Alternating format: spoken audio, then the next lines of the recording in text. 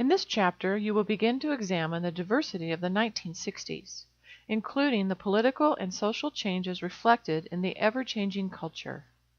Protest, empowerment, tensions, and transformation, sometimes sudden, are all represented in this decade, and the music is as varied as the decade itself.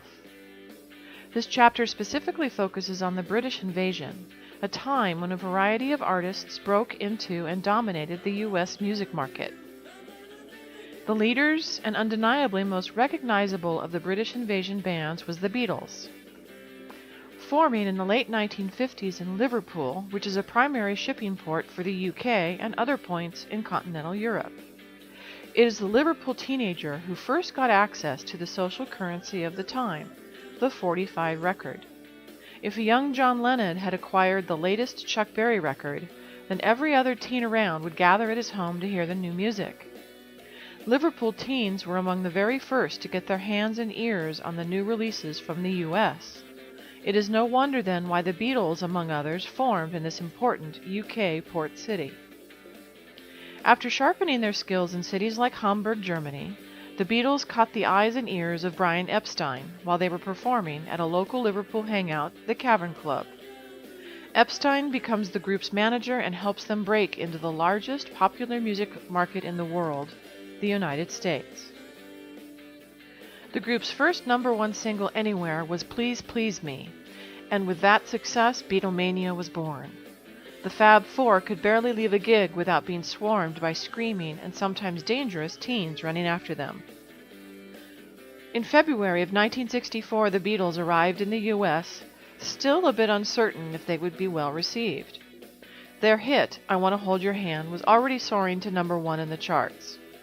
And by the first week of April of 1964, the Beatles passed Elvis Presley's record, with all top 5 hits on the Billboard charts being Beatles songs. This has never been surpassed. Their first appearance on the vastly popular variety show, The Ed Sullivan Show, in 1964, only increased their popularity. The Beatles would tour globally as well as revisit the U.S. 2 more times before ending their live performances to spend the remainder of their career as a studio band. Once the floodgates were open, a vast variety of British bands invaded. Some of these bands included Jerry and the Pacemakers, the Dave Clark Five, Herman's Hermits, and the Hollies. The British invasion is often analyzed in terms of regions, specifically northern and southern England.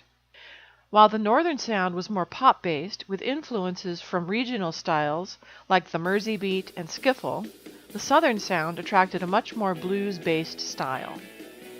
The young men who would eventually form the band, the Rolling Stones, were obsessed with American blues music and honed their skills at a variety of blues-based clubs in the London area. At a time where American blues music was getting dusty on library shelves, the Brits revived the heart and authenticity of this music and sold it right back to U.S. listeners. The Rolling Stones began much like many British invasion bands with the same suited look, but their manager, Andrew Oldham, knew they needed their own unique look to match the rougher style of their music. Along with a new look, he also encouraged them to write their own songs rather than continue to record blues covers. Their first #1 in both the U.S. and UK markets was an original, I Can't Get No Satisfaction, in 1965. Other blues-based bands, like the Yardbirds, who was a revolving door for some of rock's greatest guitarists, continued the focus on bluesy rock. At one time, Eric Clapton, Jeff Beck, and Jimmy Page all played guitar for the Yardbirds. Other British bands coming on the scene a bit later than the Beatles or the Rolling Stones had to find their own niche.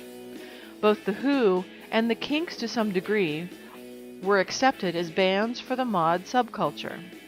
Both bands would go far beyond this youth scene and expand their own respective styles. But both bands recognized that they could not be another Beatles, and both were the voice of a subculture that respected and promoted them.